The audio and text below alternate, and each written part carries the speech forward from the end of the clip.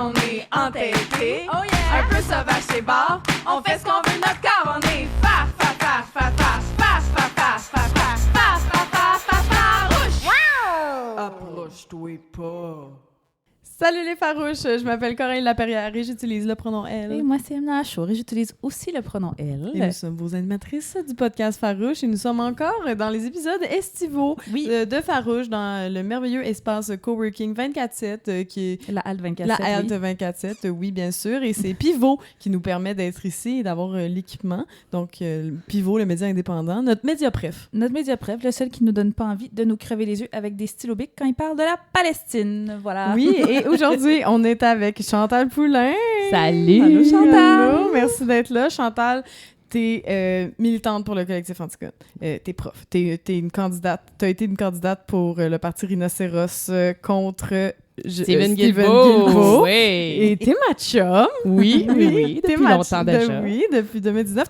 En fait, Chantal aussi, c'est la première... c'est mon premier podcast. Je l'ai co-animé avec Chantal. C'est vrai. Pendant Oui. la pandémie, Pendant on co-animait un podcast à 2 mètres de distance avec toutes les fenêtres ouvertes avec du purel au milieu de la table. Oui, puis à un moment donné, on s'est fait un high five, puis on a fait « Oh non! » C'était vraiment les débuts. On paranoïait bien raide. On beaucoup trop rire, puis déjà qu'on était un peu hors de la loi, là, parce qu'on arrivait puis on n'avait pas le droit de savoir. on n'était là. pas dans la même On bulle. n'était pas dans la même bulle, mais on s'est créé une petite bulle. Donc, Chantal, on est très contente de t'avoir Très contente d'être là. aujourd'hui. Toi, comment tu te décris, là? Mettons, là, je viens de te décrire d'une façon. Toi, comment tu te décris? Ben, je me décris vraiment comme une activiste avant d'être enseignante, avant d'être quoi que ce soit. C'est ça. J'ai énormément de colère, puis j'ai pas envie de la faire taire. Donc, La définition d'une farouche, quoi. Oui, absolument. Oui, tu t'as senti farouche aujourd'hui, d'ailleurs? Très farouche, très farouche. Oui. En m'en venant, il y a un gars qui m'a fait une remarque comme quoi mes bobettes dépassaient de mes shorts, puis je me suis sentie très farouche. Est-ce que tu l'as mordu? Presque. OK, parfait. Arc! Ouais, j'avoue, en même temps. Mordre un homme! Wesh. Ben oui, j'avais envie de commencer par te dire que nous, on t'admire pour plein de choses, mais on admire aussi beaucoup tes actions de militantisme pour le collectif Antigone, pour l'environnement. Est-ce que tu voudrais nous dire c'est quoi vos dernières activités, sur quoi vous travaillez en ce moment? Là? Bien, en ce moment, on est vraiment en train de finaliser notre long procès parce que on a décidé d'essayer de faire une défense de nécessité, ce qui est une action en soi, qui est une action juste vraiment plate, parce que tu passes énormément de temps en cours à écouter des discours plates. Il n'y a pas d'adrénaline là-dedans. Il n'y a pas d'adrénaline, puis tu peux rien dire, tu es dans la salle, puis c'est extrêmement violent. Tu fais juste te faire dire des imbécilités par un juge qui n'avait jamais entendu parler du rapport du GIEC. Donc, on partait de là. On partait de là. Donc, et essayer de l'amener à autre chose, c'est ça. Fait que, en gros, il a écrit qu'on est des gens condescendants parce qu'on s'imagine que par l'éducation, les gens finiraient par comprendre la crise, mais que non, on ne respecte pas le droit des gens. Il y a peut-être des gens qui veulent vraiment continuer de polluer et le droit individuel d'aller vers l'extinction, on le considère pas. Non, on ne respecte pas Et ça. disais-tu genre vraiment ce genre d'affaires-là? Oh my God! Moi, j'ai lu les articles que j'avais envie de faire. C'est écrit noir sur blanc, là. Parce que pour le rappeler, c'est en rapport avec l'action Valero, c'est comme ça qu'on l'appelle? Oui. On a bloqué un terminal pétrolier, le terminal Valero, qui est la fin de la ligne 9B. On l'a bloqué pendant 24 heures en escaladant des tours de chargement et en s'enchaînant dessus. Et donc, ça a bloqué plein de bateaux qui amènent plein de pétrole. Mais bon, c'est une journée bloquer des bateaux, c'est pas ça la finalité, là. C'est toujours l'idée de conscientiser à la cause. Et puis, nous, on disait que c'est nécessaire de le faire. On a refusé de plaider coupable parce qu'on disait que oui, on l'a fait, mais c'est une nécessité, étant donné que les gouvernements font pas du tout ce qu'ils ont à faire. Bien, nous, on pense que c'est une nécessité maintenant de désobéir pour ouvrir les yeux au sujet de la crise climatique. Et le juge nous a répondu que non, parce que l'action, ça fait 2 ans que ça s'est passé et la catastrophe annoncée n'est toujours pas arrivée. Nous sommes toujours vivants. Mais là, voyons donc. Oui. OK. Ces gens-là qui jugent de vos actions. Oui, puis c'était considéré comme le juge le plus progressiste Oh. de la cour. On était super chanceux de l'avoir, fait qu'on peut Il est imaginer arrivé, il a les dit ses autres. pronoms. Oui, Oh mon Dieu. OK, oui. Puis Ouais. là, vous avez un autre projet? Je sais pas si on va en parler. Ben là, on s'en va en appel. Ouais. Là, on s'en va en appel. Normalement, on voudrait pas aller en appel parce que c'est énormément d'argent. La justice, c'est vraiment pas quelque chose de gratuit, là. Ouais. Parce que juste pour avoir le droit d'aller en appel, il faut payer des tas de frais, dont la retranscription de tout le procès, tous les audios. Il faut payer pour ça, ce qui coûte entre 12 et 15 000 Donc ça, c'est juste la base. C'est OK, mais j'arrive avec mon ordi. le C'est ça que ça me donne envie de minimum. Donc, non, tu peux pas avoir ton Ouais, ordi, c'est ça. malheureusement. Puis c'est ça. Puis il y a plein d'autres frais. Puis les chances de gagner sont minces, sauf que, étant donné que c'est la première fois que des activistes se font envoyer en prison et que dans le jugement, il y a des choses très graves, comme justement le fait que la crise climatique n'existe pas puis que ça pourrait servir de jurisprudence dans d'autres causes, mais on n'a pas vraiment le choix de Ah ouais. l'essayer, mais ça va nous coûter la peau des fesses. Donc, Ouais, en ce moment, on est surtout là-dessus. Des projets futurs, mais là, vous comprendrez. S'il y en avait, ça serait pas- difficile d'en parler. c'est ça. On va se garder la surprise. Donc, mercredi, dans 2 semaines, C'est on ça. bloque quelque chose. Si la police nous écoute, rendez-vous. Ah non, c'est ça. Mais, On pourrait faire ça. Oui, juste pour- ça va être diffusé quand? Il y a peut-être des choses que je pourrais vous dire pour... On pourrait juste faire ça juste pour les gosser la amener police ailleurs. puis les là. amener ailleurs. Oui. Fait que c'est ça, on va être à l'aéroport Trudeau dans 2 semaines. Stay tuned! Oui, c'est ça. Mais donc ça, bloquer le terminal Valero, vous avez fait ça il y a 2 ans. Oui. Il y a quelques mois, il y a aussi une action au pont Jacques-Cartier qui a fait Oui. couler beaucoup d'encre. On a reçu Michel, qui est aussi du collectif Antigone Oui. à Farouche, qui a été notre vidéo la plus virale parce que les gens ne comprennent pas, hein, ça, comme monsieur le juge, là, ils comprennent pas l'urgence. Non, En fait, non. Puis la fait- lutte anticarcérale, les gens comprennent pas. Ouais, C'est ça, parce que Vraiment pas. Michel est allé en prison, Olivier Oui. et Jacob aussi sont Oui. allés en prison. C'est quoi les répercussions de ça en ce moment? Parce que on sait que Olivier et Michel, est-ce que les trois ne peuvent pas se parler entre Les trois eux peuvent autres? toujours pas se parler, Ok. peuvent pas, ils peuvent être dans le même lieu, mais s'ils communiquent pas, donc il est arrivé des événements où ils ont dû être dans le même lieu, mais il faut vraiment pas qu'il y ait communication. OK. Ils peuvent pas s'appeler, on peut plus faire de réunion du collectif en une fois. Il faut faire 3 réunions parce que on n'a pas tellement des genres de réunions qu'on peut faire sur Zoom. Ouais. Je me demande pourquoi. Ouais. Fait que Donc, c'est ce genre d'action que vous faites, là, des actions de désobéissance actions de civile. désobéissance civile qui peuvent paraître très choquantes pour des gens qui sont dans le déni, j'ai envie de dire, mais qui sont, comme tu dis, à ce stade-ci nécessaire. On n'a plus le temps, là. Ben non, on n'a plus le temps. Puis moi, j'en reviens pas de la colère que les gens ont parce qu'il y a eu un petit peu de trafic sur le pont Jacques-Cartier, alors que, ben premièrement, il y a du trafic à tous les jours. Exactement.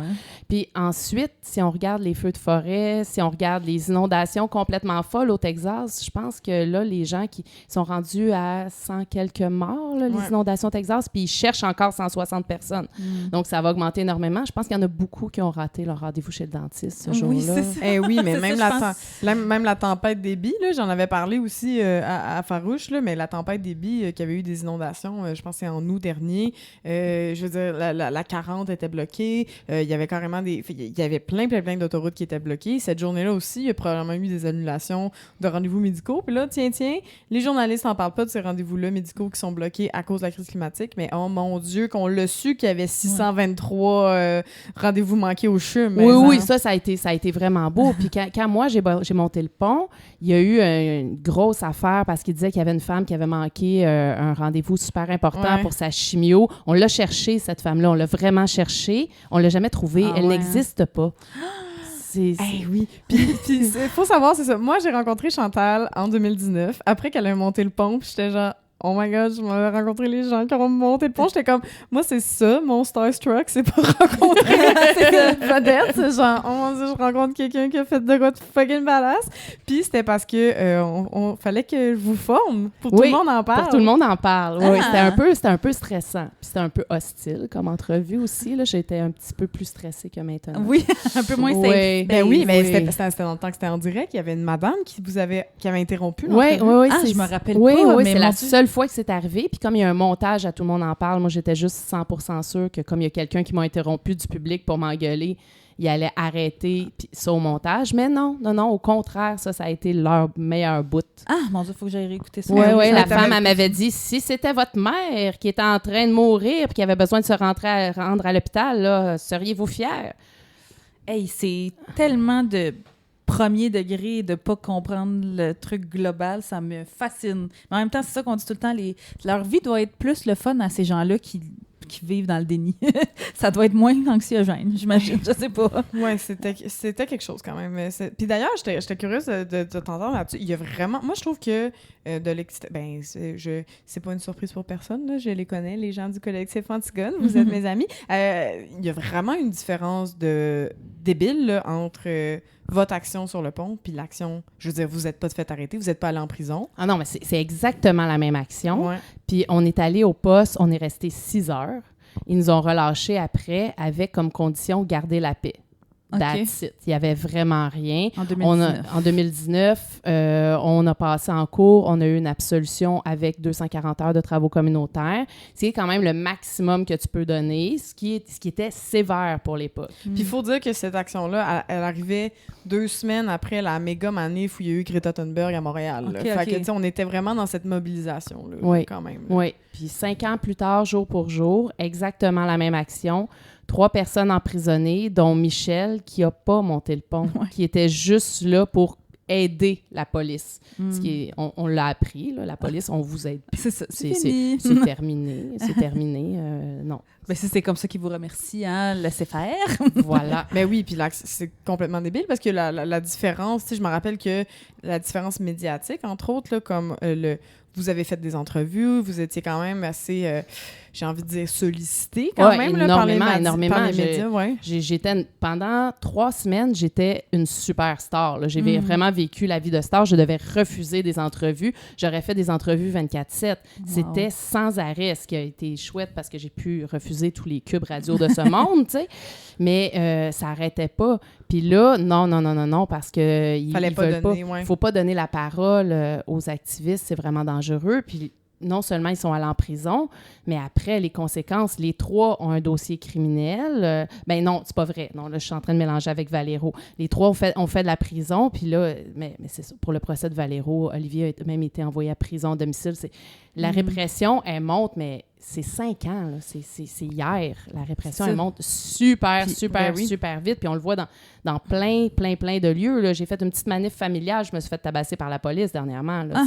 C'est incroyable à quel point la répression monte. Puis c'est ça, pendant que la répression monte, l'urgence monte aussi. Dans le sens, c'est là qu'ils devraient slacker puis laisser les manifestants, ou en tout cas, être du bord des manifestants. Mais la police sera jamais du bord des manifestants. Mais non. Elle sera jamais du bon bord. Elle sera jamais du bon bord. Mais ça, puis en ce moment, justement, on parlait du Texas, mais il y a aussi au Nouveau-Mexique en ce moment qu'il y a des grosses innovations. Là. Je sais pas si vous avez vu l'image aujourd'hui. Là, on voit une maison être emportée par les flots. Oh, Une maison complète. Puis t'es comme, ah ben tiens, le juge, lui, qui trouvait que c'était pas pressant. Oui. J'ai envie de montrer ces images-là. Les là, inondations quand même. records, des feux de forêt records qui se déplacent à des vitesses jamais vues, qui s'éteignent même pas avec l'hiver.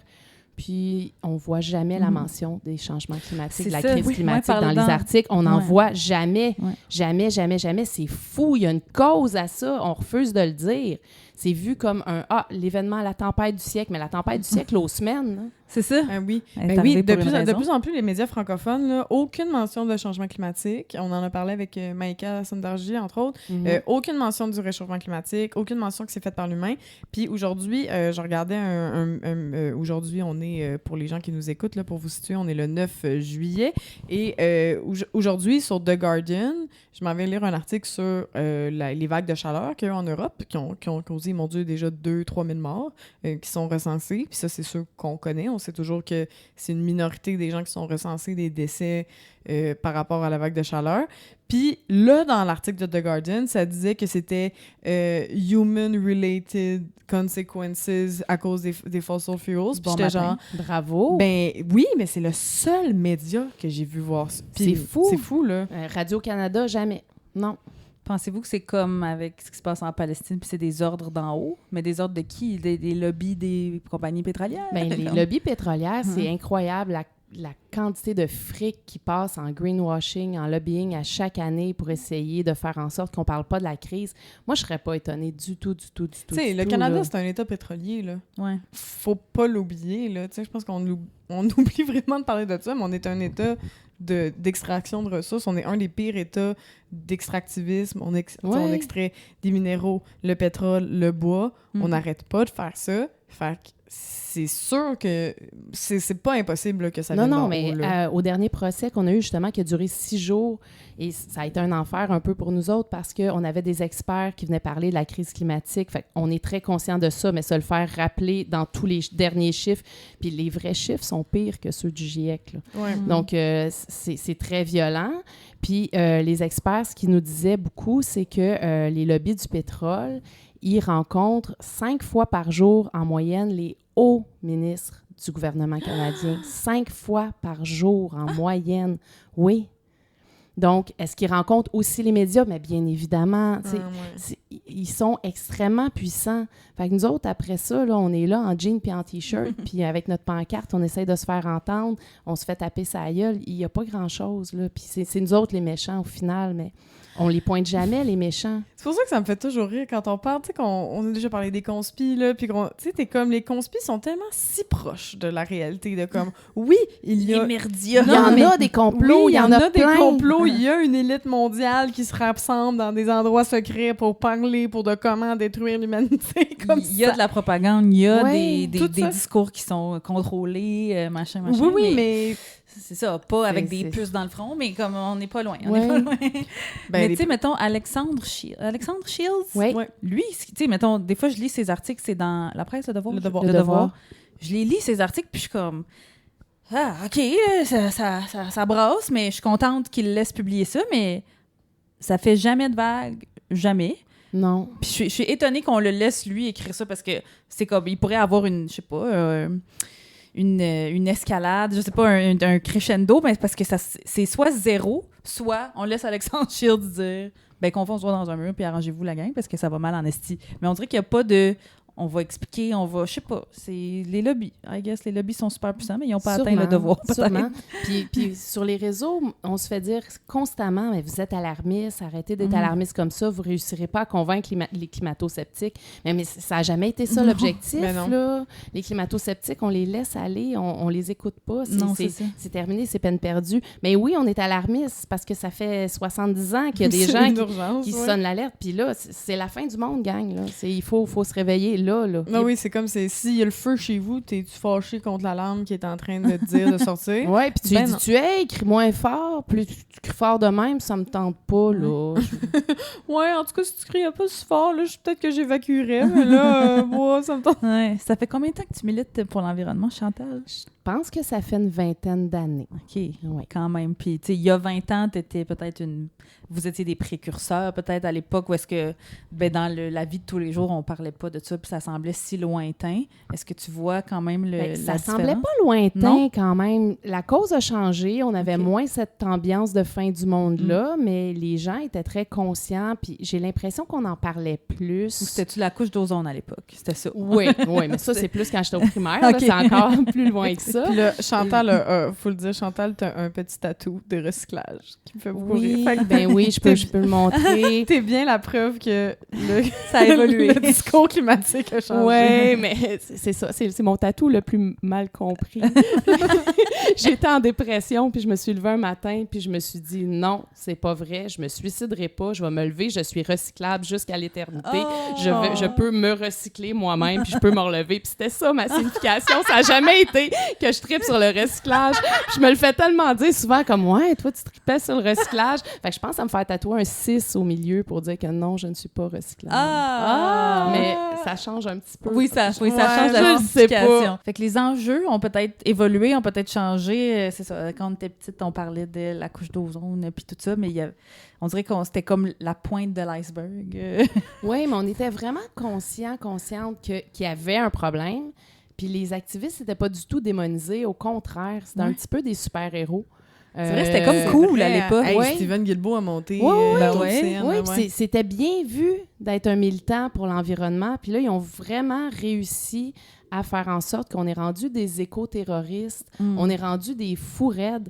Tu sais, nous autres, qu'on a grimpé sur le pont, avant de faire nos premières entrevues, ils nous décrivaient comme 3 jeunes écervelés, puis on était tous passés 40 ans, tu sais. Il fallait que ça soit des jeunes, pas de tête, puis après ça, ils étaient surpris comme « Ah, ces gens-là, un discours articulé, ils savent c'est quoi la crise climatique? Ben oui! Ouais. » Tu sais, il y a vraiment les gens nous démonisent, ils pensent qu'on veut juste faire de la merde. Mais c'est ça, mais qu'est-ce que vous vous faites dire? Qu'est-ce que, ou tu sais, ce juge-là qui a pas de bon sens, ou qu'est-ce qu'il pense que, tu sais, il pense-tu vraiment que vous autres, pour le fun, vous êtes levés un matin, vous étiez comme, on va bloquer le pont, tu sais, Oui, les gens pensent qu'on veut faire chier, puis on se fait l'affaire, le mansplaining classique, là, c'est de se faire dire, tu t'es trompé de cible, tu le fais pas comme il faut, puis t'es pas arrivé à tes objectifs.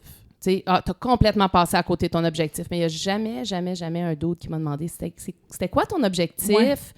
Puis généralement, on arrive à nos objectifs. C'est juste que mon objectif, c'est pas de convaincre Michel qui veut aller à la F1 puis que c'est ça son principe dans la vie, tu sais. C'est pas lui que je veux aller chercher. Puis à chaque fois qu'on fait une action, ben on va chercher plus de militants, puis on amène du monde avec nous, puis on essaye juste de radicaliser les gens qui sont déjà sur le bord puis qui y croient déjà. J'ai pas envie de prendre du temps pour expliquer que la crise climatique, c'est vrai. Là, ça, c'est pas ma job. Oui, là, c'est de genre forcer le monde à prendre action puis d'inspirer les gens à prendre action. Là, je pense qu'il y avait la désobéissance civile non violente et non pacifique, parce que pacifique, ça veut dire... faire la paix. Faire la paix. Et on veut pas faire la paix. On veut pas faire la paix. On veut gagner. On veut gagner, on veut réussir. Donc, la non-violente, la désobéissance civile non-violente, ben, tu sais, il y a des études derrière ça. On pense qu'il y a 3,5% de la population se mobilise. Ben, je sais que c'était XR là, qui sortait ça souvent, mais je sais qu'en Angleterre aussi, ils sortent ça. Si 3,5% de la population se mobilise, comme il y a eu dans les droits civiques, par exemple, aux États-Unis, ben là, on arriverait à une révolution, on arriverait à un changement social. Fait qu'au final, mobiliser, le but, c'est de mobiliser ces 3%.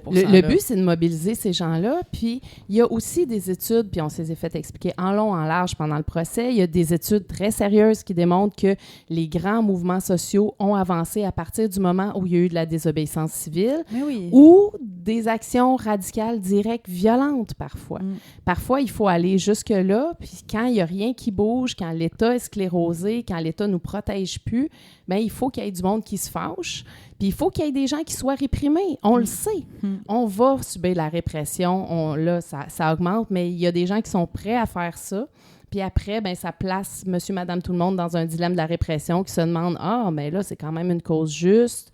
Est-ce que je suis d'accord que l'État les réprime autant? » Mais là, ils sont en train de faire un beau tour de force qui nous joue pas mal dans le dos parce que, comme là, on est vus comme des méchants, mais là, ça commence à être drôlement difficile. Ouais. Mais bon, on n'est pas vus comme des méchants pour l'immense majorité des jeunes qu'on rencontre. C'est plus...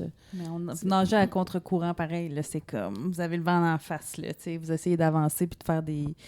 Mais on parlait de la fenêtre d'Overton aussi avec Maïka Sondarji dans un précédent épisode. Puis c'est ça, là, il faut du monde pour faire des trucs radicaux.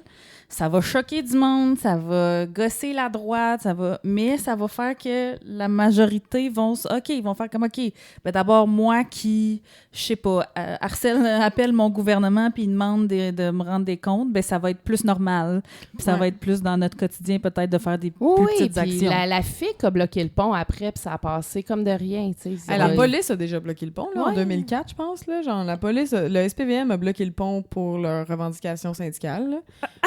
Ben oui. Ça c'est pas nous qui les avons aidés, par exemple. Non, c'est ça. Mais oui, ils ont bloqué le pont. C'est la même chose, je sais pas si vous en rappelez aussi, en 2012, là, ils étaient bien fâchés là, contre les casseurs puis le saccage. 2013, les pompiers puis les policiers ont saccagé l'hôtel de ville de Montréal à l'intérieur. Ils ont fait une grosse action de sabotage. Là. Puis ça, ben oui! Puis ça, c'était bien correct. Puis ça, c'est arrivé, c'est ça, 2013 après. Là. Fait que, comme ça arrive constamment. Là, C'est de la mauvaise foi. Mais c'est moi qui veux... mon cerveau, il est logique. Puis il est comme, me semble que rationnellement, il faudrait aller du côté des gens qui veulent le bien de notre... Me semble, c'est... c'est ça, c'est que ces gens-là, s'ils gagnent contre nous, ben on a tout perdu. C'est c'est là ça. où je comprends pas. Puis ces gens-là qui ont des enfants, ils ont beau se dire on est riche, puis on va pouvoir se payer de la clim, puis plein d'affaires. Non, à un moment donné, il y en aura plus de planète. Là. Non, c'est ça. Ça suffit. Puis là, il faut construire des pipelines pour avoir des emplois. Il n'y en a pas d'emplois sur une planète morte. Ça suffit. Il ça. faut juste arrêter, garder le pétrole dans le sol. Eh oui, puis les emplois, je sais pas si on a tellement enregistré de podcasts estivaux, mais on a parlé, ça c'est à la balado de Fred Savard, on a parlé à Geneviève Belland qui a un mémoire sur les mines, l'acceptabilité sociale des mines, puis il y a quelque chose qui s'appelle, je pense, la malédiction des ressources. J'en ai pas La parlé. malédiction des ressources. Ouais, ok, j'en ai pas parlé. Ta face me précise, Emna, que j'en ai pas parlé. Mais la malédiction des ressources, en fait, c'est quand une industrie est très forte là, dans une région, par exemple en Abitibi, la région avec les mines, ben ça fait que tout le monde exploite les mines, il y a des jobs dans les mines, mais il n'y a plus personne pour réparer les chars. Il n'y a plus de garagistes. Il n'y a plus d'infirmières. Il n'y a plus d'éducatrices spécialisées. Et donc, on finit par avoir des pénuries d'emplois dans des emplois qui sont pratiques, qui sont des emplois qui sont essentiels, qui vont être des emplois humains dans le care, ou même pas humains, là, genre les garagistes. C'est important, là, comme remplacer son char quand tu es dans une région comme l'Abitibi-Témiscamingue où tu as besoin d'une voiture. Mon Dieu, j'ai dit ça Bon, à la radio de ça va être Farouche. ça, la clip. Oh mon sur les Dieu, réseaux sociaux. Coralie est pour les chars. Non, mais tu sais, dans le sens, puis c'est très grave. Fait qu'au final, on est là, les jobs. Mais oui, mais ça nuit à l'emploi, ces industries-là. C'est ça le pire. Non, ça nuit vraiment. Puis pourquoi on comprend pas que, justement, il y aurait rien qui créerait le plus d'emplois que de faire une giga-transition? C'est ça. Changer complètement nos modes de consommation, ça créerait énormément d'emplois. C'est fou, là, c'est certain. Si on arrête de consommer du pétrole, il va falloir qu'on crée plein de structures qui vont créer des emplois. C'est certain. Puis c'est quoi, mettons-le, là, parce que souvent on parle à nos chambres d'écho, là, puis on le sait pas, peut-être qu'à Farouche, on a des gens qui viennent de nous découvrir puis qui embarquent dans le train puis qui sont comme, oh, je veux en savoir plus sur la mobilisation justement pour l'environnement. Tu sais, il y a eu beaucoup le discours de comme, faut qu'on arrête de comme demander aux individus de faire des actions. Non, c'est comme global, mais ça, le danger, c'est que ça fait qu'on s'en lave un peu les mains puis on drop ça dans la cour des gouvernements. Pour quelqu'un, mettons, qui est moins initié que nous à genre la mobilisation pour l'environnement, c'est quoi les gestes concrets? Mais pas comme, à part recycler puis composter, qu'est-ce qu'on veut d'eux? Ben, on veut vraiment des gens qui se mobilisent parce que pour vrai, ton compost, ton recyclage, c'est minime. C'est sûr vrai que que si c'est tout le minime. monde le fait, Ouais. c'est important, ça fait une différence. Mais ça fera jamais de différence si moi, je ferme l'eau de mon robinet quand je me brosse les dents par rapport à des industries qui gaspillent des milliers de litres d'eau à chaque minute. T'sais. Je fais pas le poids. C'est vraiment des gens qui vont décider de se mobiliser, de demander à leur entreprise, ça peut être plus proche, d'être plus verte, de demander de sortir des investissements du pétrole. Ton REER, là, ça serait chouette qu'il n'y ait pas d'investissement dans le pétrole dedans. Ça serait chouette qu'il n'y ait pas d'investissement dans le palestinien. J'allais justement dire ça. C'est ça, les choix qu'on fait, comme quelle banque tu mets ton argent Exactement, dedans, quelle banque tu fais. Mais toi, individuellement, si tu changes de banque, premièrement, c'est hyper difficile, mais ça va être un tout petit geste. Mais après ça, si tu réussis à convaincre ta banque d'aller à ta caisse pour dire, ben non, il faut sortir du pétrole, ben là, c'est déjà des gestes qui parlent plus. Mais il y a le triangle de l'inaction, là, je sais plus c'est quel philosophe français là, qui en a parlé, là, mais le triangle de l'inaction, là, c'est vraiment, tu sais, les 3 Spider-Man là, qui se regardent là, comme, hey, toi. C'est vraiment genre, tu sais, les individus. Non, mais c'est à toi de faire ça. Oui, c'est Non, les c'est à individus qui disent c'est de la faute au gouvernement puis aux entreprises. Les entreprises disent non, c'est de la faute des individus puis des gouvernements. Puis les gouvernements disent non, c'est la faute des individus puis des entreprises. Fait qu'il y a comme ça aussi à comme péter aussi puis dans l'action individuelle. Puis on en a déjà parlé à Farouche, mais je le répète, là, pour moi, les petits gestes, moi je pense l'espèce de chaque geste compte, j'y crois, mais c'est que chaque geste individuel s'inscrit dans une mobilisation collective. Ouais. Genre le boycott des produits israéliens, qui sont... Ce qui est le fun, c'est que c'est les mêmes compagnies qu'il faut boycotter pour l'environnement. Oui, très c'est assez intersectionnel. facile. Moi, quand j'ai regardé la liste des produits, j'en achetais déjà pas. C'est ça. Moi aussi, t'es comme, ah, McDo, ben tant mieux, c'est déjà le cas, tu sais. Fait que reste que si individuellement, tu fais pas l'action, mais que ça s'inscrit dans une action collective, ben là, c'est important aussi, ça donne aussi la légitimité gouvernementale à un gouvernement après ça de faire des actions, parce que comment tu veux, par exemple, interdire Amazon si tout le monde achète sur Amazon, ils n'auront pas la légitimité démocratique de le faire. Alors genre que c'est sûr que nos actions individuelles aident quand même une légitimité démocratique de ça. Fait que moi, j'ai envie de dire, comme oui, de se mobiliser, mais tu sais, le fameux se mobiliser, c'est un privilège. Fait que qu'est-ce qu'une maman monoparentale, monoparentale qui peut faire? Ben là, j'ai envie de dire que c'est les gestes individuels qui s'inscrivent dans une collectivité comme le boycott, par exemple. Puis voter. Puis Voter pas trop pire, c'est ça qui arrive. On a tout le temps le choix du moins pire. Ben, tu sais, d'abord, c'est-tu se mobiliser, puis comme avec les... Mais c'est ça. Là, mais tu sais, ça peut être se mobiliser vraiment. Tu sais, c'est niaiseux, mais genre, ça peut être quand même... Je pense vraiment qu'il y a des petits gestes individuels. Même moi, j'y crois pas. Je pense pas que ça existe, des gestes individuels. Là. Je pense que c'est tout le temps collectif. Mais tu sais, si c'est chez vous, au lieu de mettre du gazon, tu mets du trèfle pour les abeilles, que tu plantes des trucs, que tu plantes des ça fait une différence parce que ça va percoler sur ton entourage aussi. Puis ça fait... Moi, je sais que je suis pas capable de dormir le soir si je fais pas ces gestes individuels-là. J'ai besoin d'être en cohérence toute ma journée avec ça. Je pourrais pas avoir des tonnes de déchets chez nous puis des boîtes Amazon qui arrivent à tous les jours. Je serais pas capable. Mais je suis pas capable non plus de culpabiliser quelqu'un qui choisit d'avoir une voiture parce que ça peut être un choix difficile pour lui. Moi, dans ma vie, prendre le vélo et tout, ça va bien. T'sais, je fais mon savon, puis j'exagère dans mes gestes individuels. Je demande à personne de faire ça. Mais c'est pas ça qui va changer la donne si on construit un pipeline. C'est de se mobiliser pour dire non, ça marche pas. Mais ça construit le narratif, je trouve aussi. C'est important de construire le narratif de comme... Tu sais, nous, mettons, tu sais, puis en fait, Chantal, c'est comme... Emna, c'est notre seule amie zéro déchet. Non, mais je suis allée souper à un moment donné chez Chantal, puis j'étais comme, oh mon Dieu, elle a fait les pitas. C'est comme au lieu d'en acheter dans du plastique. Puis des fois, là, on va chez des amis, là, se faire à souper, puis justement, ils nous font à souper, on va pas chialer, mais là, tu vois, il y a du plastique, puis il y a du ci, puis il y a du ça, puis là, tu vois le recyclage qui déborde, puis tu fais, oh mon Dieu, OK, tu fermes ta gueule, mais tu le vois. Puis Chantal, c'est une de mes seules amies, avec toi, Emna, que c'est pas ça qui se passe. Mais je pense que ça inscrit dans un narratif qui est important. Là. On écrit un peu cette histoire-là différente en faisant ces actions-là aussi. Puis on prêche par l'exemple. Oui, puis on sait pas à qui ça va inspirer à faire pareil. Ben oui, puis moi, le nombre de fois que quelqu'un me dit « Hey, j'ai pensé à toi l'autre jour, j'ai fait telle action. » Ou genre, tu sais, puis tu fais « Ah, tu seras pas fière de moi, j'ai mangé de la viande aujourd'hui. » Comme c'est toi qui es pas fière de toi, tu sais, mais j'ai fait ça, ou tu sais, ils vont penser à toi par rapport à ça. Je pense que ça, quand même, c'est quand même porteur, mais c'est pas suffisant, mais c'est porteur, je pense. Oui, c'est porteur. Ça percole dans notre entourage. Je pense que ça éduque. Moi, comme prof, j'en parle à mes élèves. Je regarde. Oui, dis les affaires que tu fais. Elle fait des lettres là, pour les députés. Tu sais, t'envoies des lettres là, pour les députés. Ouais, là, ça fait un petit bout que j'ai pas fait ça, mais là, je vais recommencer en titi parce que là, toi, t'es avec prof au primaire. De la CAQ, oui, je suis prof au primaire en 5e année. Donc là, ils commencent à être bien éveillés. Puis là, ils vont se manger les coupures d'en face en septembre. Vraiment, vraiment, vraiment. C'est excessivement violent. C'est un saccage. C'est sans précédent. Oui, toi, mettons, dans ton quotidien, qu'est-ce que ça va changer? Les coupures de Bernard Drinville qui annonçaient avant la fin de la juste saison avant parlementaire. La fin de coupe de l'argent. Ouais, 570 millions qu'il a dit qu'il allait couper alors qu'il n'y a plus rien à couper. Il y a vraiment plus rien à couper. Puis là, dépendamment quels experts analysent, il y en a qui disent que ce serait plutôt de l'ordre de 1 milliard qui serait coupé en éducation.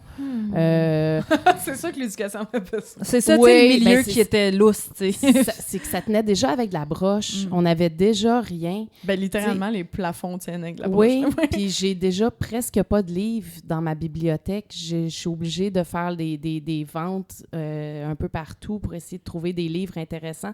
J'essaie de motiver mes élèves à la lecture, puis j'ai pas de livres récents, tu sais. J'ai pas des vieux Martine, mais pas loin.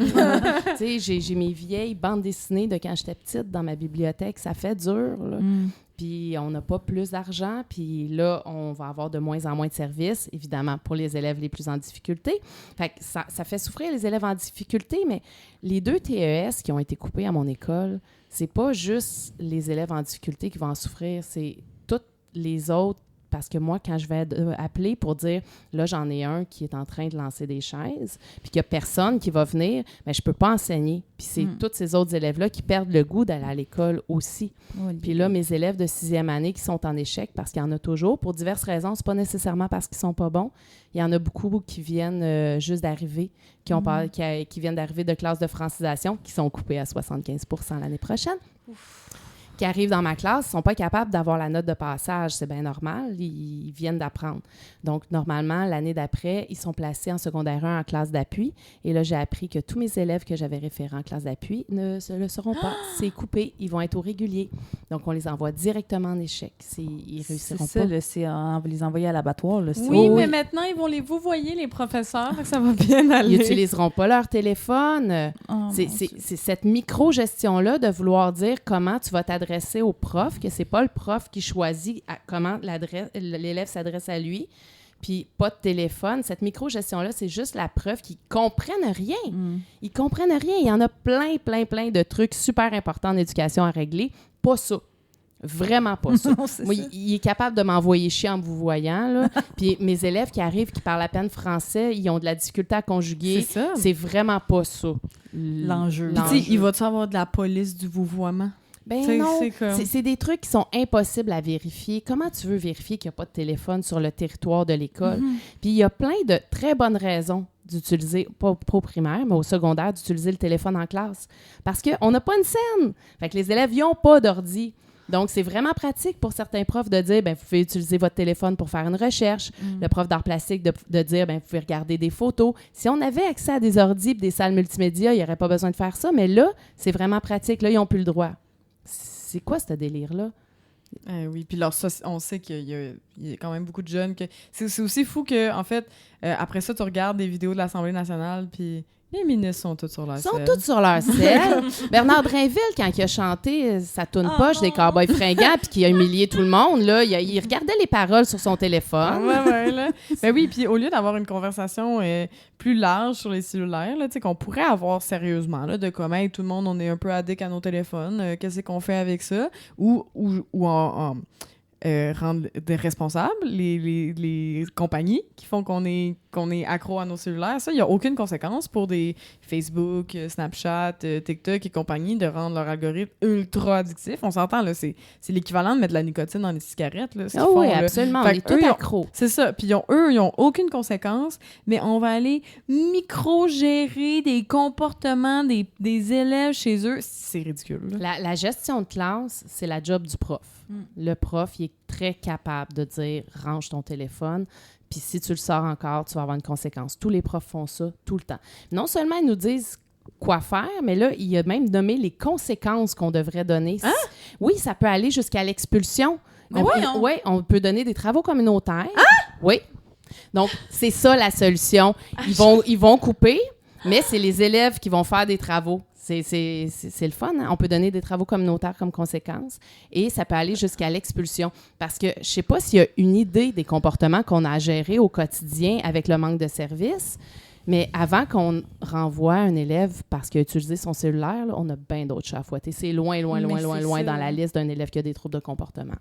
Oh, Vraiment. mon Dieu. Justement, tu parlais de pitcher des chaises, là, t'es pas rendu... S'il reste juste le téléphone à gérer, là, ça va bien. C'est ça. C'est le moindre de vos soucis. Oui, quasiment, oui. là, Puis un tu sais, élève dans une vraiment journée. problématique là, qui serait un petit peu sur son téléphone, là, ça pourrait être comme OK, parfait, merci. Tu me laisses enseigner. C'est ça. Je peux enseigner aux autres. Il y a ça aussi. Hey, non, mais c'est pas c'est ça. Il y a pas. Y a-tu un enseignant ou une enseignante qui était autour de la table quand ces décisions-là ont été prises? Jamais. Mais c'est ça. Il faut tout le temps qu'il y ait des top guns, des dudes qui connaissent rien. Là. Fait que on avait un cuistot, un sportif puis un architecte là, à un moment donné. Là. Puis là, c'est ça. L'Institut d'excellence, là, ils ont nommé un nouveau top gun qui n'a jamais été devant une classe non plus. On n'est jamais consulté. Jamais. Les profs en ont plein des idées. Oui. Mais non, c'est pas nous autres les experts. Toi, là, tu l'aurais d'en face, Bernard Drinville, qu'est-ce que tu dirais? Ah, je le rincerais. Ça serait pas beau. Ça serait pas beau. J'aurais de la difficulté à être polie. Je l'enverrais probablement chier en le vous voyant. Juste pour lui prouver que ça se peut. C'est un incompétent. C'est un incompétent. Il a pleuré sur le 3e lien, puis il est pas capable d'avoir une larme pour un élève en difficulté. Ça n'a aucun sens. Il est ministre de l'Éducation. C'est un idiot. C'est complètement fou. Complètement fou. Il coupe. Il sait très bien les conséquences que ça va avoir. Il est en train de faire... C'est un bully.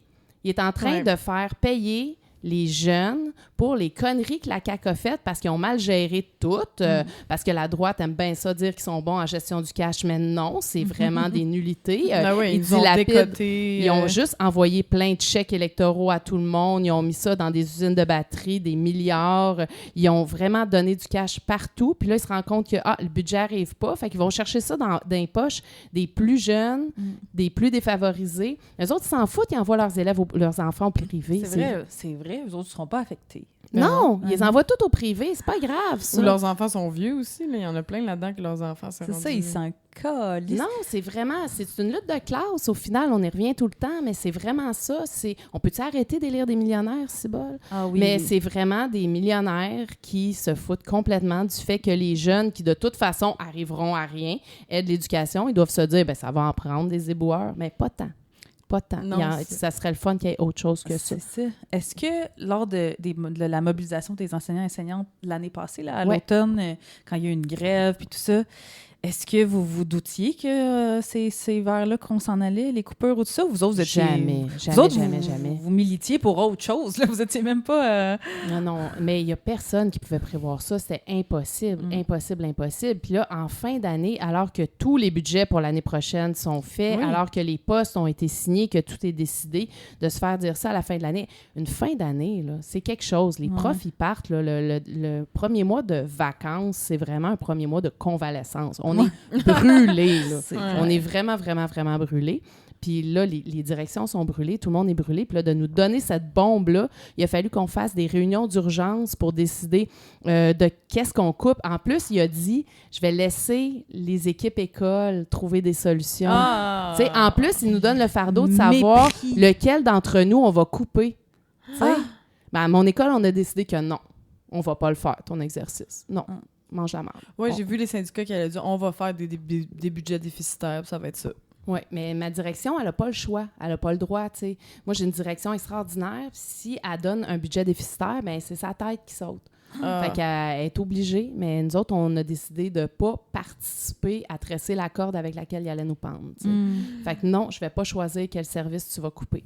Mais les services qui sont coupés, c'est tous les services auxquels ils tenaient tellement, tous les services pour faire bouger plus les élèves, les collations, les déjeuners. Il n'y a pas un prof, ça n'existe pas, un prof au primaire qui va laisser un enfant avoir faim. Il va continuer d'avoir faim ou elle va aller y acheter un lunch avec son argent de poche. On a toutes des boîtes de céréales dans nos armoires, puis on va leur donner à manger, ça va sortir de nos poches. Il faut qu'ils mangent, l'enfant. Puis en plus, c'est tout est relié aussi, là, comme pendant ce temps-là. Moi, j'avais parlé avec des gens, des propriétaires de petits théâtres, là, par exemple. Là, je pense surtout en région, il y avait des sorties scolaires, des sorties qui allaient dans les théâtres. Oui. Ça aidait à vendre des billets, ça aidait à faire survivre les théâtres. Puis là, il n'y a plus d'argent pour ces sorties scolaires-là. Au niveau de la culture, ça va être un désastre. C'est ça. Vraiment, vraiment, parce que toutes nos sorties vont être coupées, tout notre budget en sortie culturelle. Puis ça a tellement d'impact sur ceux qui sont dans l'industrie de la culture. Puis ces jeunes-là, qui sont les mêmes jeunes qui ont été sacrifiés pendant la pandémie, là, c'est les mêmes. Ils n'ont pas eu accès à la culture du tout. Fait que là, ils vont finir leur primaire en n'ayant jamais eu accès à de la culture. Ils vont pas fréquenter les théâtres plus tard. Ils vont pas aller... Il faut leur montrer les musées, les théâtres, tout ça au début pour qu'ils aient la piqûre. Mais là, il n'y aura plus rien. Il n'y aura plus rien. Puis moi, en tout cas, je sais pas qu'est-ce qui va arriver avec ça. Là. Moi, j'ai un peu l'espoir révolutionnaire là, dans la vie. Là, comme je pense, je vise tout le temps. Je suis tout le temps entre on est fuck, puis peut-être pas, puis peut-être que ça va nous sortir. Mais ces jeunes-là, ils n'auront rien à perdre. Tu sais, comme plus on va créer une génération, puis peut-être qu'ils vont aussi s'évacher, checker des TikTok puis du Netflix fabriqué par du ChatGPT là, ou du AI, puis ça va être l'enfer. Mais ça va peut-être aussi être des jeunes qui vont être comme « Hey, ils nous ont... » Tu sais, mettons, les jeunes en ce moment là, qui se battent contre ICE là, aux États-Unis, là, ben c'est les jeunes qui se sont laissés, que les politiciens ont laissé des guns rentrer dans leurs écoles. Puis ils sont comme, ben on n'y croit pas, nous autres, à la politique. Vous avez laissé nos amis se faire tuer. Fait que nous autres, on va se battre. J'ai l'impression aussi qu'ils ne catchent pas les conséquences. J'espère. Ça peut créer ça, mais le danger aussi, c'est de ne pas avoir réussi à semer l'étincelle. À semer quoi que ce soit. Avoir créé quelqu'un qui est curieux, qui est ouvert vers le monde. Moi, la plupart de mes élèves sont jamais sortis du quartier. Quand on sort du quartier, ils sont vraiment impressionnés. À chaque année, on les amène en voyage, on les amène à Québec. Ils capotent, là, ils sont jamais sortis de Montréal. Ils sont pris dans leur quartier. Ils connaissent pas ça. C'est des élèves qui sont majoritairement très pauvres, avec des enfants, des parents qui viennent juste d'arriver, donc qui, eux non plus, connaissent pas la culture. Puis c'est souvent par les jeunes, on va réussir à les intéresser. Puis là, ils vont dire « Ah, maman, papa, on pourrait retourner au planétarium, tu vas voir, c'était le fun. » Mais si on les amène pas, ils n'ont aucun moyen de découvrir ça. Qu'est-ce qui est plus challengeant, Chantal, entre être une activiste pour l'environnement, être une prof au primaire ou être polyamoureuse? Le plus challengeant, c'est être prof au primaire. Oui, c'est vraiment challengeant au quotidien. On essaye de faire des miracles avec 3 fois rien. Non, être polyamoureuse, ça va très bien. Oui, c'est le fun. C'est-tu quelque chose que tu savais, tu as toujours su que tu n'étais pas faite pour les trucs plus traditionnels ou c'est arrivé après? Non. J'ai été une grande trompeuse pendant longtemps avant de voir que peut-être que le modèle monogame me va moins bien. J'ai besoin d'authenticité, donc il faudrait que je le dise. Ah ouais? Mais non. Puis c'est quoi les je sais comment on peut dire ça, les règles de bonne conduite là, pour que ça se passe bien? Transparence, communication. Moi, je suis vraiment dans un modèle kitchen table qu'on appelle. Donc, tout le monde se connaît, tout le monde se rencontre, tout le monde peut se voir autour de la table. Puis être à l'aise que tout le monde existe, puis se nommer, puis être capable de dire ses besoins. Puis personne n'est au-dessus de personne. C'est pas parce que tu es arrivé avant que tu as plus d'importance. Toutes les relations toi, t'as avoir pas de nid, là. Je sais qu'il y en a qui ont des cocons. Des queens. Non. Ouais. Ben, c'est sûr que j'ai une relation qui est plus... qui est là depuis plus longtemps, donc qui est plus ancrée, mais de la même façon qu'une amitié, c'est une amitié qui est plus profonde, qui est plus longue, donc on a plus d'insight, on a plus de vécu, mais ça n'a pas nécessairement le premier choix pour les choix de vacances. Comme l'ancienneté. Oui, gérer les vacances, est-ce que vous collez une date, puis là, c'est ça avec l'ancienneté, non? Mais nous autres, on aime bien ça, prendre des vacances ensemble. Je suis allée aux Îles-Mingan l'année dernière avec mon chum puis ma blonde, puis on a dormi dans la même tente, puis c'était bien cute. Goals. Goals. Ben, Emna est dans une recherche queeritude ou je sais pas. Emna est dans une individualité, là, ben profonde. Fait qu'avant dans une relation individuelle. Avant d'être dans le polyamour, c'est sûr qu'elle va commencer par en trouver une personne qui est correcte. Là. Puis je suis pas rendue là, mais oui, je me suis... Tu sais, moi, je connaissais pas ces termes-là avant. Tu sais, c'est quand même récent pour moi, surtout en plus, c'est ça. Je suis malheureusement très hétéro, puis ça, je pense que c'est beaucoup arrivé peut-être dans la communauté. Oui, je sais, maudite mal. Mais oui, c'est toi, quand on avait fait notre 30-30, qui avait crié « Essaye-le! » L'essayer, c'est l'adopter. C'est ça, l'essayer, c'est l'adopter.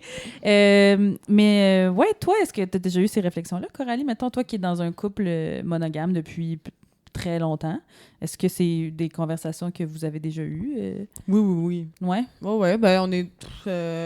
on est tout le temps en mode... moi, j'ai dit à un moment donné, pour moi, la porte est ouverte la nuit. Tu sais, comme la porte est ouverte, elle est entrouverte, un peu comme j'ouvre la porte pour mon chat la nuit. OK. Fait elle n'est pas grande ouverte, mais elle n'est pas fermée. Il y a un petit passage, puis on accepte ce petit passage-là, mais pour l'instant, je suis en amour avec mon chum et je n'ai pas... Mais bon, j'ai découvert ma bisexualité, n'est-ce pas? Puis c'est sûr qu'éventuellement, je suis comme « Ah, va falloir que j'y aille, tu sais. Va falloir que j'ouvre la porte comme le chat, mais tu sais, c'est aussi une relation que ça fait 9 ans là, qu'on est ensemble, là, fait que c'est sûr que moi je savais bien jour 1. En fait, on était ouverts. On a commencé ouvert. Ah oui? Ouais, puis ça s'est refermé. Puis, mais tu sais, on savait que jour 1, j'ai fait « On en reparlera dans 10 ans. » C'est ça, là. On est presque rendu, là. Fait qu'éventuellement, on va reparler, je pense. Mais moi, comme personne, je pense qu'il n'y a rien qui m'a apporté plus que ça. Ah ouais? Oui. Je considère que je suis une meilleure personne grâce au polyamour. Mettons la gestion d'horaire. Moi, pour vrai, c'est ça qui me stresse parce que je suis pas une personne qui a des batteries sociales très hautes. Puis je suis comme, je sais pas à quel point je vais vouloir voir ma blonde, mettons. Je vais peut-être être comme, pour vrai, je vais rester chez nous à soir juste parce que... Ouais, c'est plus... Juste parce que je suis fatiguée. Ouais. Fait que mais c'est sûr que l'horaire. Tu peux pas être avec 2-3 personnes qui ont besoin de te voir à tous les jours. Ça, c'est pas possible. Moi, je suis pas une personne qui a besoin de voir mon conjoint, ma conjointe à tous les jours non plus. Puis en ce moment, je suis en relation avec une personne qui a besoin de me voir plus souvent, puis une personne qui a besoin de me voir moins souvent. Donc, ça se gère très bien. Et c'est comme gérer des amitiés, là. Il y en a que c'est plus compliqué. Il y a des gens qui se partagent leur Google Agenda puis qui se mettent des... Oh, ouais. Pour moi, ça, c'est trop compliqué. Pour certaines personnes, ça va. C'est sûr que le fait que j'habite pas avec mon chum, ça simplifie beaucoup de choses. Ouais, c'est ça. Puis on n'a pas d'enfants, donc ça, c'est toujours plus simple. Mais il y a des couples qui arrivent super bien avec enfants, en habitant ensemble. Ça se gère bien si tout le monde est à l'aise pour vrai. C'est ça. Puis est-ce qu'il a fallu que tu déconstruises des affaires, tu sais, comme la jalousie, la confiance en soi? Oh oui, mais c'est pour ça que je considère que je suis une meilleure personne aujourd'hui, parce que ça t'oblige énormément de déconstruction, puis il n'y a pas de modèle. On a tous été construits dans des modèles monogames, c'est hyper important, puis dès que tu vas voir ailleurs, ça enlève complètement tout ce que tu as là. Donc, d'accepter de dire à ton conjoint, ta conjointe, je suis amoureuse de quelqu'un d'autre, mais que là, la personne le prend super bien et vraiment heureuse pour toi. Puis là, t'es comme, ah, t'es heureux pour moi, t'es heureuse pour moi, mais je t'aime encore plus. Merci de me permettre de vivre ça. Fait que ça crée encore plus d'amour, mais oui, il y a des journées qui ont été pas faciles, mais ça passe. Ça fait mal de construire. Il y a des soirées que tu pleures puis que tu fais les 100 pas parce que tu le sais que la personne est avec quelqu'un d'autre au début, mais je trouve ça super sain d'avoir osé regarder ça puis d'en discuter. Ça oblige beaucoup de discussions. Ouais. Puis je me suis souvent fait dire « Ouais, mais le polyamour, ça marche pas. » Ben oui, comme si la monogamie, ça marchait. Oui, c'est ça. On a eu plusieurs exemples que la monogamie, ça marchait moyen. C'est ça. Puis j'ai tellement de couples autour de moi qui se sont écroulés parce que quelqu'un est allé voir ailleurs. Puis, ben oui, si t'en avais parlé, peut-être que ça se serait réglé super facilement. Puis des fois, juste de parler que t'as du désir, ça fait que ça disparaît. C'est plus une rage que tu nourris tout seul parce que t'es pas capable de l'évacuer. Juste ça, d'être capable d'être honnête sur le fait qu'on a envie d'y aller. Ouais, mais moi, je trouve que justement... Tu sais, mettons, une belle relation qui s'écroule pour ça, c'est tellement niaiseux quand tu t'aurais pu te parler. T'es comme du monde qui s'aime, puis tout, puis que, c'est ça, pourquoi t'es allé me jouer dans le dos, tu sais? C'est le mensonge qui fait mal, au final. C'est juste le mensonge. C'est pas tellement le fait que la personne soit allée voir ailleurs, là. C'est ça. C'est pourquoi tu me l'as caché? Pourquoi, tu sais, y avait-tu quelque chose qu'on aurait pu faire ensemble pour t'éviter d'aller ailleurs, ou c'était vraiment un besoin que t'avais envie d'aller voir ailleurs? Si c'était un besoin, peut-être qu'on peut essayer de trouver un modèle qui nous convient les trois. Tu sais, comme... C'est ça. Puis la notion de possessivité aussi, tu sais, je pense même dans les couples monogames, c'est quelque chose qu'on doit déconstruire, de genre, c'est pas parce que la personne n'est pas avec nous 24/7 qu'il faut qu'on sache où, justement, qu'on... Tu sais, il y a du monde qui met la localisation dans leur téléphone. C'est ça. Mais tu sais, j'imagine, quand t'ouvres ton couple, c'est encore plus de laisser aller, de laisser... Oui, puis de se dire que oui, ça existe, le risque que la personne trouve quelqu'un d'autre plus intéressant puis qu'elle me laisse moi, mais en même temps, elle n'a pas besoin étant donné qu'elle peut être avec les deux. Mais si ça arrive, ben tant pis, c'est juste ça. Puis si ça arrive pas puis que ça dure, ben à chaque fois, la personne continue de me choisir. Puis alors qu'elle peut aller voir n'importe où ailleurs puis elle continue de me choisir, fait que je me sens vraiment importante, tu sais. C'est comme, OK, c'est vrai, là, il va voir ailleurs, elle va voir ailleurs, puis...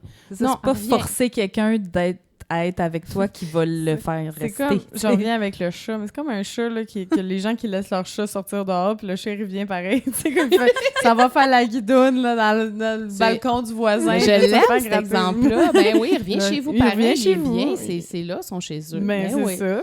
C'est ça. Si un jour il décide de partir, t'es bien. Puis si un jour le chat décide de partir, ça fait de la peine.